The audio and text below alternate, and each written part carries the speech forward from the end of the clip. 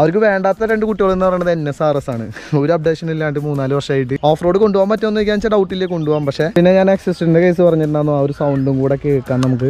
Guys, അപ്പോൾ പുതിയ 2021 model ഡൊമിനാറിനെ പറ്റി എന്താണ് വീഡിയോ ചെയ്യാത്തതെന്ന് വെച്ചിട്ട് ഒരുപാട് പേരാണ് മെസ്സേജ് അയച്ചുകൊണ്ടിരിക്കുന്നത്. ഇതേ ഫൈനലി നമ്മുടെ കയ്യിൽ വണ്ടി ഇട്ടിട്ടുണ്ട്. ഇതിലെന്തായാലും റൈഡിംഗ് റിവ്യൂ ഉണ്ടായിരിക്കില്ല, കാരണം എന്ന് വെച്ചാൽ 2020 വണ്ടി വെച്ച് കമ്പയർ ചെയ്യുന്ന സമയത്ത് വേറെ മാറ്റങ്ങളൊന്നുമില്ല. അപ്പോൾ ആർക്കെങ്കിലും അത്തരത്തിലുള്ള റൈഡിങ്സ് പരമായിട്ടുള്ള കാര്യങ്ങൾ അറിയണമെന്നുണ്ടെങ്കിൽ എൻ്റെ വീഡിയോൻ്റെ ലിങ്ക് ഞാൻ താഴ്ത്തിട്ടുണ്ട്, പഴയ മോഡൽ ചെയ്തതിൻ്റെ. അപ്പോൾ അതൊന്ന് കയറി നോക്കാം. ആദ്യമേ തന്നെ ഫ്രണ്ടിൽ നിന്ന് വന്നു കഴിയുമ്പോൾ നമുക്ക് ആ ഒരു കുഞ്ഞു വയസ്സും കാര്യങ്ങളൊക്കെ ഇവിടെ കാണാം. നമുക്ക് ഇതൊക്കെ എന്തായാലും ആഫ്റ്റർ മാർക്കറ്റായിട്ട് ചെയ്താൽ മാത്രമാണ് വിൻ ബ്ലാസ്റ്റിൽ നിന്ന് നല്ല രീതിയിലുള്ള ഒരു പ്രൊട്ടക്ഷനും കാര്യങ്ങളൊക്കെ കിട്ടുള്ളൂ. പിന്നെ തൊട്ട് താഴെയായിട്ട് നമ്മുടെ LED ഹെഡ് ലാമ്പ് കാണാം. ഈ ഒരു സെഗ്മെന്റിൽ ഇത്രയും പ്രകാശമുള്ള ഒരു ഹെഡ്ലൈറ്റ് ഉള്ള വേറൊരു വണ്ടി ഉണ്ടോന്ന് എനിക്ക് ഡൗട്ട് തോന്നിപ്പോവാണ്. കാരണം എന്ന് വെച്ചാൽ നമുക്കൊരു ഫോഗ് ലാമ്പിൻ്റെ അല്ലെങ്കിൽ അഡീഷണലായിട്ട് ഒരു ലൈറ്റ് വെക്കേണ്ട ഒന്നും ആവശ്യം കാര്യങ്ങളൊന്നുമില്ല.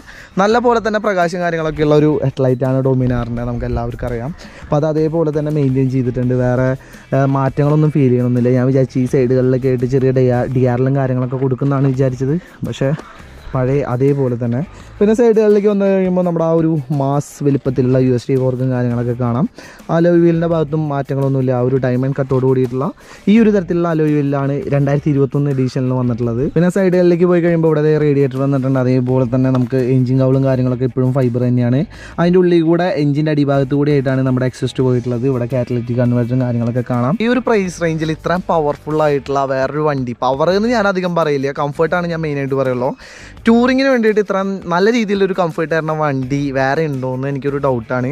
ഇപ്പോൾ നമുക്ക് വേണമെങ്കിൽ മോജോ പറയാം, അതേപോലെ തന്നെ ഹിമാലയം പറയാം. പക്ഷേ ഫീച്ചേഴ്സ് അതേപോലെ തന്നെ ടോപ്പ് ആൻഡ് പെർഫോമൻസ് ഒക്കെ എടുത്ത് നോക്കുന്ന സമയത്ത് കുറച്ച് മുമ്പിൽ തന്നെയാണ് നമ്മുടെ ഡൊമിനാർ എന്ന് പറഞ്ഞിട്ടുള്ള ഈ ഒരു വണ്ടി.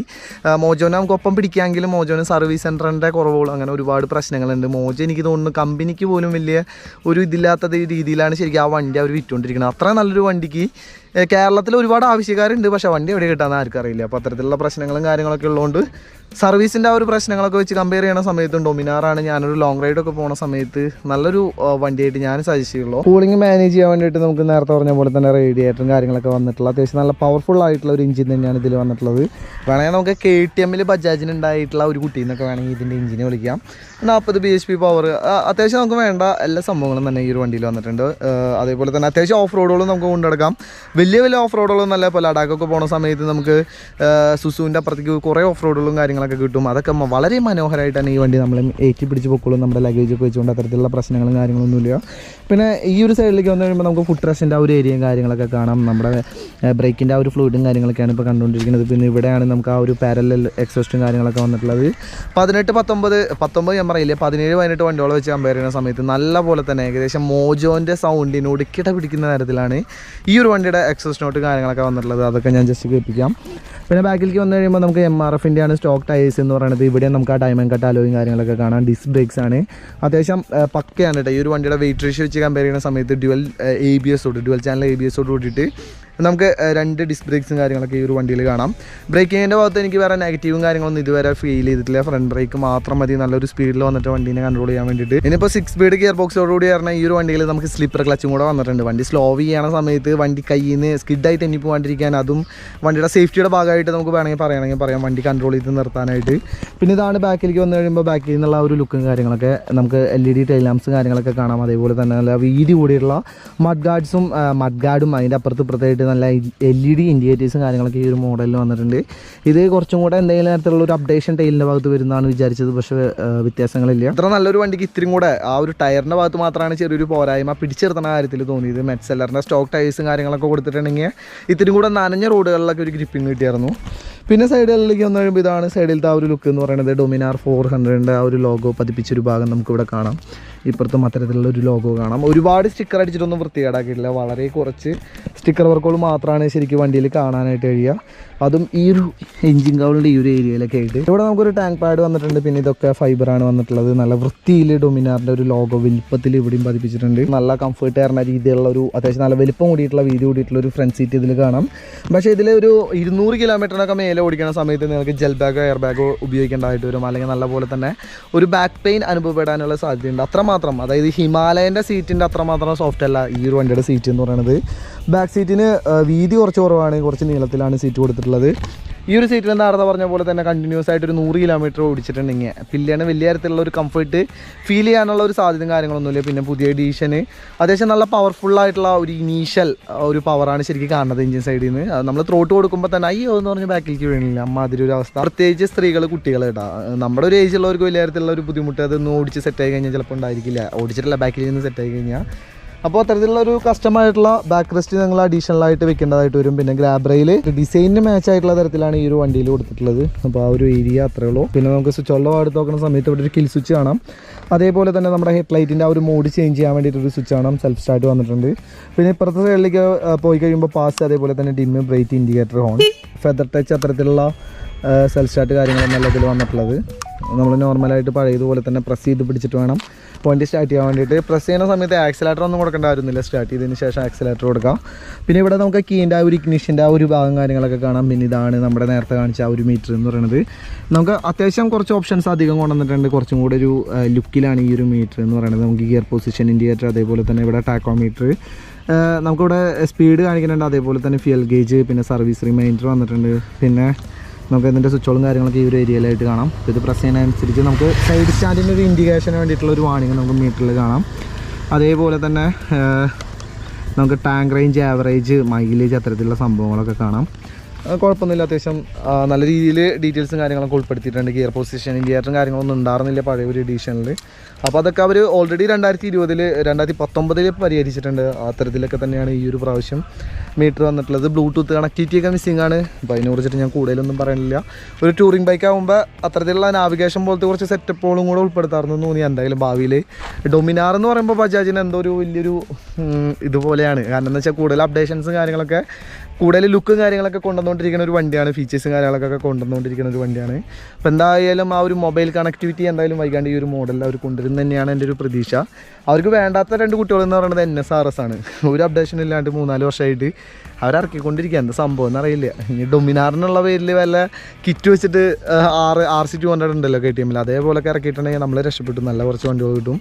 പൊട്ട വണ്ടികളാണെന്നല്ല പറയണത്, പക്ഷേ വില കൂട്ടുന്നതിനനുസരിച്ചുള്ള ഫീച്ചേഴ്സ് 2 വണ്ടികളിലും വരുന്നില്ല. പിന്നെ ഞാൻ എക്സിസ്റ്ററിൻ്റെ കേസ് പറഞ്ഞിട്ടുണ്ടായിരുന്നു, ആ ഒരു സൗണ്ടും കൂടെ കേൾക്കാം നമുക്ക്.